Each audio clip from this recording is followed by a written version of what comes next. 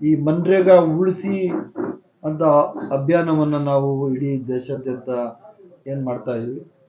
ಅದೇ ಪ್ರಕಾರ ಕೋಲಾರ ಜಿಲ್ಲೆಯಲ್ಲಿ ಸಹ ಮನ್ರೇಗಾ ಪರವಾಗಿ ಮಾತಾಡಲಿಕ್ಕೆ ನಾನು ಈ ಪತ್ರಿಕಾಗೋಷ್ಠಿಯನ್ನು ಕರೆದಿರೋದು. ಇವತ್ತು ವಿ ಗ್ರಾಮ್ ಜಿ ಕಾಯ್ದೆ ಪೈ ಕರಾಳ ಮಸೂದೆಯನ್ನು ರದ್ದುಗೊಳಿಸಿ ಮನರೇಗಾವನ್ನು ಮುಂದುವರಿಸಿ ಅಂತ ಹೇಳೋದೇ ಈ ಒಂದು ಸಭೆಯ ಮುಖ್ಯ ಉದ್ದೇಶ ಆಗಿದೆ. ಏನೇನಿದೆ ಅಂತ ನಾನು ಸ್ವಲ್ಪ ಡೀಟೇಲ್ ಆಗಿ ಹೇಳ್ತೀನಿ. What is the difference in between ಈಗ ಮನ್ರೇಗಾ ಮತ್ತು ಈ ವಿ ರಾಮ್ ಜಿ ಅಂತ ಈ ಕಾಯ್ದೆ ರದ್ದು ಮಾಡಿದಾರಲ್ಲ, ನಾನು ಸ್ವಲ್ಪ ಬ್ರೀಫ್ ಮಾಡ್ತೀನಿ ಹೆಂಗಾಯ್ತು ಯಾಕಾಯ್ತು ಅಂತ. ಈಗ ಈ ಚಳಿಗಾಲದ ಅಧಿವೇಶನದಲ್ಲಿ ಮನಮೋಹನ್ ಸಿಂಗ್ ರವರು ಮಾಡಿದ್ರು ಮಹಾತ್ಮ ಗಾಂಧಿ ರಾಷ್ಟ್ರೀಯ ಗ್ರಾಮೀಣ ಉದ್ಯೋಗ ಖಾತ್ರಿ ಯೋಜನೆ ಮನ್ರೇಗಾ. ಇದನ್ನ ಈಗ ಬಿಜೆಪಿ ಸರ್ಕಾರ ರಾಮ್ ಜಿ ಅಂತ ಹೆಸರು ಚೇಂಜ್ ಮಾಡಿ Viksit Bharat guarantee for Rozgar Jeevik mission ಅಂತ ಹೇಳ್ಬಿಟ್ಟು ಚೇಂಜ್ ಮಾಡಿದ್ದಾರೆ. ಮಹಾತ್ಮ ಗಾಂಧಿ ಅವರ ಹೆಸರನ್ನ ಇದ್ದದ್ದನ್ನ ಈಗ ಇದನ್ನ ಬದಲಾವಣೆ ಮಾಡಿದ್ರು. ಯಾಕೆ ಬದಲಾವಣೆ ಮಾಡಿದ್ರು, ಏನು ಬದಲಾವಣೆ ಮಾಡಿದ್ರು, ಇದರಲ್ಲಿ ಏನು ರಾಜಕಾರಣ ನಡೆದಿದೆ ಅಂತ ಈವರೆಗೂ ಯಾರಿಗೂ ಜನಸಾಮಾನ್ಯರಿಗಂತೂ ಅರ್ಥ ಆಗಲಿಲ್ಲ. ಪ್ರೆಸ್ನವರು ತಾವು ಹೇಳ್ಬೇಕಾಗಿತ್ತು, ತಮಗೂ ಇದ್ರ ಬಗ್ಗೆ ಡೀಟೇಲ್ಸ್ ಗೊತ್ತಿಲ್ಲ ಅಂತ ನಾನು ಅನ್ಕೋತೀನಿ. ಯಾಕೆ ಮಾಡಿಲ್ಲ ಅಂತ ತಾವು ಮಾಡಬೇಕಾಯ್ತು, ಮಾಡಿಲ್ಲ. ಆದ್ದರಿಂದ ನಾವೇನೇ ಈಗ ಎಲ್ಲ ಜಿಲ್ಲೆಗಳಲ್ಲಿ ಎಲ್ಲೆಲ್ಲಿ ಸಾಧ್ಯ ಆಗ್ತದೆ ಆ ಎಲ್ಲ ಕಡೆಗಳಲ್ಲಿ ಎರಡಕ್ಕೂ ಇರುವಂಥ ಡಿಫ್ರೆನ್ಸಸ್ನ ಸಾರ್ವಜನಿಕರಿಗೆ ಗೊತ್ತಾಗಲಿ ಅಂತ ಹೇಳೋದು ಒಂದು ಉದ್ದೇಶ ಆಗಿರ್ತದೆ. ಈ 20 ವರ್ಷದಲ್ಲಿ ಇದ್ದಂತಹ ನಮ್ಮ ಕೂಲಿಕಾರರ ಬಂಧುಗಳು ಅವರ ರೈತರ ಜೀವನೋಪಾಯಕ್ಕೆ ಇದು ಈ ಉದ್ಯೋಗ ಖಾತ್ರಿ ಯೋಜನೆ ಆಧಾರವಾಗಿತ್ತು. ಸ್ಥಳೀಯವಾಗಿಯೇ ಎಲ್ಲಿ ಕೆಲಸ ಇರ್ತದೆ ಅಲ್ಲಿ ಸ್ಥಳೀಯವಾಗಿಯೇ ಆ ಕೆಲಸವನ್ನ ಕೇಳಿ ಪಡೆಯುವ ಹಕ್ಕನ್ನ ಮನ್ರೇಗಾ ಕಾಯ್ದೆ ಕೊಟ್ಟಿತ್ತು.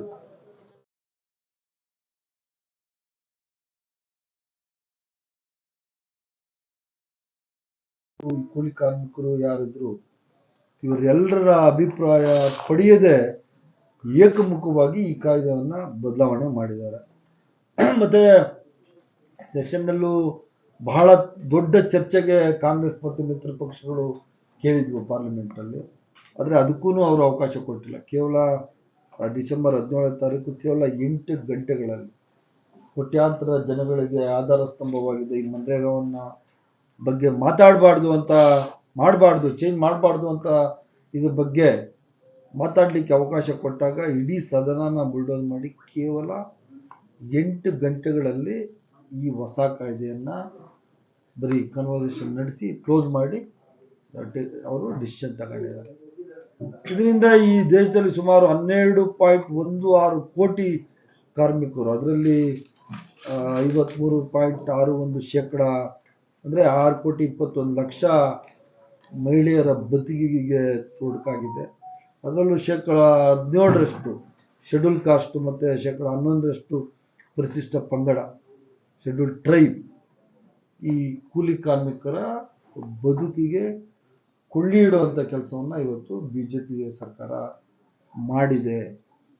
ಕರ್ನಾಟಕದಲ್ಲಿ ಒಂದೇನೆ 2025-26 ಉತ್ತಮ ಮಳೆಯಾದ ಆ ಸಂದರ್ಭದಲ್ಲೂ ಸಹ ಉತ್ತಮವಾದ ಮಳೆ ಇತ್ತು, ಎಲ್ಲ ಸುಭಿಕ್ಷವಾಗಿತ್ತು ರಾಜ್ಯ. ಆದ್ರೂ ಸಹ ಸುಮಾರು 71.18 ಲಕ್ಷ ಆಕ್ಟಿವ್ ನರೇಗಾ ಕೂಲಿ ಕಾರ್ಮಿಕರು ಇದ್ದಾರೆ ಈಗಲೂ. ಅದರಲ್ಲಿ ಸುಮಾರು 51.6 ಅಂದರೆ 36.75 ಲಕ್ಷ ಮಹಿಳೆಯರು ಇದ್ದಾರೆ. ಈ ಎಲ್ಲರ ಉದ್ಯೋಗಕ್ಕೆ ಇವತ್ತು ಎಳ್ಳು ನೀರು ಬಿಟ್ಟಂಗಾಗಿದೆ. ಅದು ಹೊಸ ಕಾಯ್ದೆಯಿಂದ ಮೋದಿ ಸರ್ಕಾರ ಬಿಜೆಪಿ ಸರ್ಕಾರದಿಂದ ಎಳ್ಳು ನೀರು ಬಿಟ್ಟಂಗಾಗಿದೆ. ಮತ್ತೆ ಮಾಡಲಿ ಇವರು ಡಿಸ್ಕಷನ್ನೇ ಇಲ್ಲ ಅದ್ರ ಬಗ್ಗೆ. ಜನಗಳ ಅಭಿಪ್ರಾಯ ಆಗಲಿ, ಪ್ರೆಸ್ ಅವರ ಅಭಿಪ್ರಾಯ ಆಗಲಿ, ಬೇರೆ ಪಕ್ಷಗಳ ಜನಪ್ರತಿನಿಧಿಗಳ ಅಭಿಪ್ರಾಯ ಆಗಲಿ, ಯಾವುದೇ ಅಭಿಪ್ರಾಯಗಳನ್ನು ತೆಗೆದುಕೊಳ್ಳದೆ ಏಕಮುಖವಾಗಿ ನಿರ್ಧಾರಗಳನ್ನು ಈ ಬಿಜೆಪಿ ಸರ್ಕಾರ ತಗೋತಾ ಇದೆ.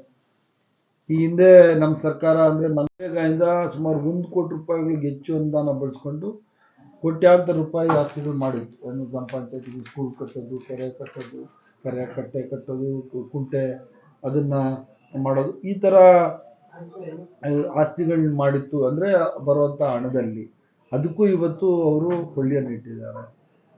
ದೇಶದಲ್ಲಿ ಬರಗಾಲ ಇತ್ತು 24-25ರಲ್ಲಿ.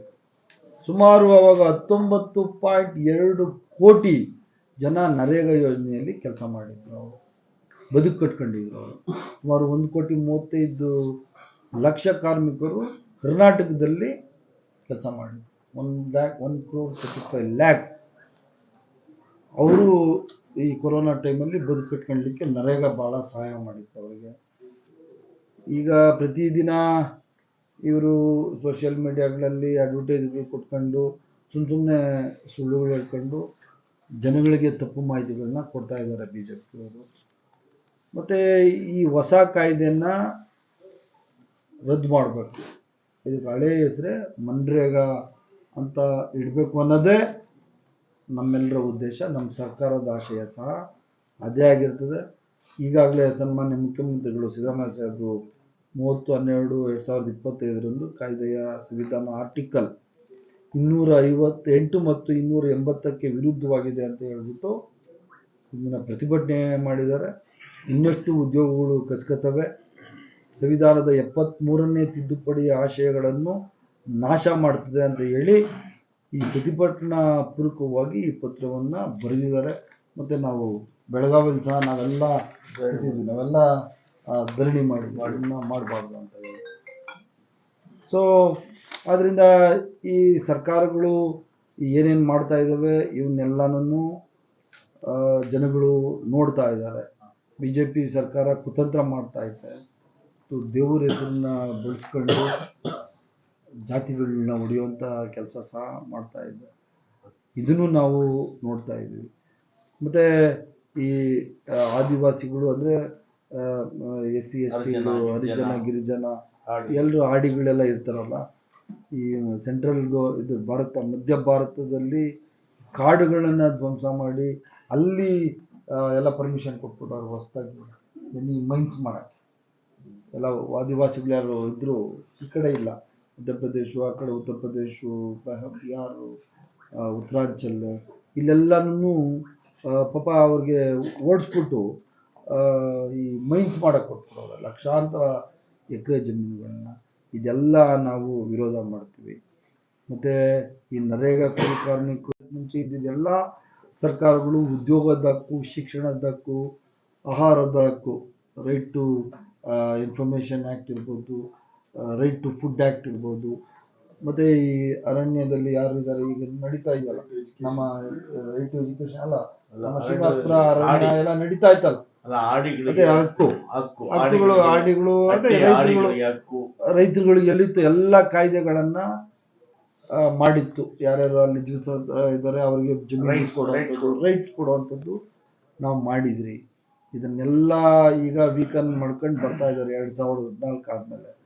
ಈ ಜನವಿರೋಧಿ BJP ಸರ್ಕಾರ, ಕೇಂದ್ರ ಸರ್ಕಾರ ಬರೀ ಕಾರ್ಪೊರೇಟ್ ಕಂಪ್ನಿಗಳು, ಒಂದು 4-5 ಯಾವ ಕಾರ್ಪೊರೇಟ್ ದೊಡ್ಡ ಕಂಪ್ನಿಗಳಿದ್ದಾವೆ, ಆ ಕಂಪ್ನಿಗಳನ್ನ ಉದ್ಧಾರ ಮಾಡೋಕೆ ಅಷ್ಟೇ ಅವ್ರದ್ದು ಲಕ್ಷ್ಯ ಇರೋದು, ಅವ್ರದ್ದು ಉದ್ದೇಶ ಇರೋದು. ಇದನ್ನ ಮಾಡ್ತಾ ಇದ್ದಾರೆ. ಮತ್ತು ಈ ದೇಶದಲ್ಲಿರುವಂಥ ನಮ್ಮ ಸ್ಮಾಲ್ ರೈತ, ನಮ್ಮ ಸಣ್ಣ ಪ್ರಮಾಣದ ರೈತ ಬಂಧುಗಳು ಯಾರಿದ್ರು, ಕೂಲಿ ಕಾರ್ಮಿಕರು ಯಾರಿದ್ರು, ಅವರು ತಾವು ಇರುವಂಥ ಜಾಗ, ಈಗ ಕೋಲಾರ ಪಕ್ಕದಲ್ಲಿ ಯಾವುದೋ ಒಂದು ಊರಿದ್ರೆ ಆ ಊರಲ್ಲೇ ಕೆರೆ ತೆಗೆಯೋದು, ಇನ್ನೊಂದು ಸ್ಕೂಲ್ ಕಟ್ಟೋದು, ಇನ್ನೊಂದು ಆ ಥರ ಮಾಡಿಕೊಂಡು ಸಮೀಪದ ಶಾಲೆಗಳಲ್ಲಿ ಮಕ್ಕಳಿಗೆ ಶಿಕ್ಷಣ ಕೊಡಿಸೋದು, ಕೃಷಿ ಕೆಲಸಗಳ ಜೊತೆಯಲ್ಲಿ ಮನ್ರೇಗಾ ಯೋಜನೆಯಲ್ಲಿ ಕೆಲಸ ಮಾಡುವ ಮೂಲಕ ಅವರು ತಮ್ಮ ಕುಟುಂಬಗಳನ್ನು ಪೋಷಣೆ ಮಾಡ್ಕೊತಾರೆ. ಇವತ್ತು ಅವೆಲ್ಲವನ್ನ BJP ಸರ್ಕಾರ ಧ್ವಂಸ ಮಾಡಿದೆ. ಕಾರ್ಪೊರೇಟ್ ಕೃಷಿ ಕಂಪ್ನಿಗಳಿಗೆ ಅಗ್ಗದ ಕೂಲಿ ಆಳೋದು, ದೊಡ್ಡ ದೊಡ್ಡ ಕಂಪ್ನಿಗಳಿರ್ತವೆ, ಅವರಿಗೆ ಈ ಥರ ಮನ್ರೇಗಾದಲ್ಲಿ ಕೆಲಸ ಸಿಕ್ಕಿಲ್ಲ ಅಂದರೆ ಬೇರೆ ಆಪ್ಷನ್ಸ್ ಇರಲ್ಲ ಅವರಿಗೆ. ಅವರು ಕ್ಯಾಶುವಲ್ ಲೇಬರ್ಸ್ ಆಗಿ ಅಲ್ಲಿ ಕೂಲಿ ಕೆಲಸ ಮಾಡೋಕ್ಕೆ ಹೋಗಲೇಬೇಕಾಗ್ತದೆ. ಅದೇ ಇದ್ರದ್ದು ಫಲ. End of the result, end of the day this is the result. ಅವ್ರು ಅಲ್ಲಿ ಹೋಗ್ಬೇಕು ಅಂತ. ಮತ್ತು ಗೊತ್ತು ನಿಮಗೇನೆ, ಇದು ಫುಡ್ ನಾವು ಗ್ಯಾರಂಟಿ ಕೊಡಬೇಕಾದ್ರೆ ರೈಟ್ ಟು ಫುಡ್ ಆ್ಯಕ್ಟ್ ಬಂದಾಗ ಫುಡ್ ಗ್ಯಾರಂಟಿ ಬಿಲ್ನ ಇದು ವೋಟ್ ಬಿಲ್ ಗ್ಯಾರಂಟಿ ಅಂತ ಹೇಳಿ ಬಿ ಜೆ ಪಿಯವರೆಲ್ಲ ಗೇಲಿ ಮಾಡಿದ್ರು. ಅದನ್ನು ನಮ್ಮ ಸರ್ಕಾರದ ಬಗ್ಗೆ ಗೇಲಿ ಮಾಡಿದ್ರೂ ಆಯ್ತಪ್ಪ ಅಂತ ಹೇಳಿ ನೀವು ತಲೆ ಕೆಡ್ಸ್ಕೊಳಲ್ಲ ಅಂತೇಳಿ ರೈಟ್ ಟು ಫುಡ್ ಆ್ಯಕ್ಟ್ ಅನ್ನು ಕೊಟ್ಟಂಥ ಸರ್ಕಾರ ಕಾಂಗ್ರೆಸ್ ಸರ್ಕಾರ, ಯು ಪಿ ಎ ಸರ್ಕಾರ. ಮತ್ತು ಈ ಸಶಕ್ತವಾದ ಗ್ರಾಮೀಣ ಭಾರತ ಇದನ್ನು ನಿರ್ಮಾಣ ಮಾಡಬೇಕು. ಆರ್ಥಿಕತೆ ಸುಧಾರಿಸಿದ್ರೆ, ಗ್ರಾಮೀಣದಲ್ಲಿ ಆರ್ಥಿಕತೆ ಅವ್ರು ಫೈನಾನ್ಷಿಯಲಿ ಸ್ಟ್ರಾಂಗ್ ಆದರೆ ಈ ದೇಶ ಪ್ರಗತಿ ಪಡೆದ್ರೆ ನಮ್ಮದೂ ಸಹ ಫಾರ್ವರ್ಡ್ ದೇಶ ಆಗ್ತದೆ ಅಂತ ಹೇಳ್ಬಿಟ್ಟು ಮಹಾತ್ಮ ಗಾಂಧಿಯವರು ಮಹಾತ್ಮ ಗಾಂಧಿಯವರ ತಲೆಯಲ್ಲಿ ಇದ್ದಿದ್ದು ಅದೇನೆ, ನಗರವಾಸಿಗಳಿಗಿಂತ ಹಳ್ಳಿಗಳ ಮುಂದೆ ಬರಬೇಕು. ಹಳ್ಳಿಗಳಲ್ಲಿ ಇದ್ದಂತಹ ಸಾರ್ವಜನಿಕರು, ಬಡವರು ಯಾರಿದ್ದಾರೆ ಅವರದ್ದು ಆರ್ಥಿಕ ಪರಿಸ್ಥಿತಿ ಸರಿಯಾದರೆ ದೇಶ ಮುಂದೆ ಹೋಗ್ತದೆ ಅಂತ ಮಹಾತ್ಮ ಗಾಂಧಿಯವರ ಕನಸಾಗಿತ್ತು. ಅದಕ್ಕೆ ಯು ಪಿ ಎ ಸರ್ಕಾರ ಅವರ ಹೆಸರು ಇಟ್ಟಿದ್ದಾರೆ, ಮಹಾತ್ಮ ಗಾಂಧಿ ರಾಷ್ಟ್ರೀಯ ಗ್ರಾಮೀಣ ಉದ್ಯೋಗ ಖಾತ್ರಿ ಅಂತ ಅದಕ್ಕೇನೆ ಇಟ್ಟಿತ್ತು. ಮೋದಿ ಸರ್ಕಾರ ಈ 11 ವರ್ಷಗಳಲ್ಲಿ ಯು ಪಿ ಎ ಸರ್ಕಾರ ಜಾರಿಗೊಳಿಸಿದ ಸುಮಾರು 30ಕ್ಕೂ ಹೆಚ್ಚು ಯೋಜನೆಗಳನ್ನು ಚೇಂಜ್ ಮಾಡ್ತಿದ್ದಾರೆ. ಲೈಕ್ ಮನ್ರೇಗಾ, ಮಹಾತ್ಮ ಗಾಂಧಿ ಹೆಸರಿದ್ದು ತೆಗೆದು ಹಾಕಿದ್ರು. ಅದಾದಮೇಲೆ ನಿರ್ಮಲ್ ಭಾರತ್ ಯೋಜನೆ ಅಂತ ಇತ್ತು, ಅದನ್ನು ಸ್ವಚ್ಛ ಭಾರತ್ ಅಂತ ಚೇಂಜ್ ಮಾಡಿದ್ರು. ಇದೆಲ್ಲ ನಮ್ಮ ಸರ್ಕಾರ ಮಾಡಿದ್ದು.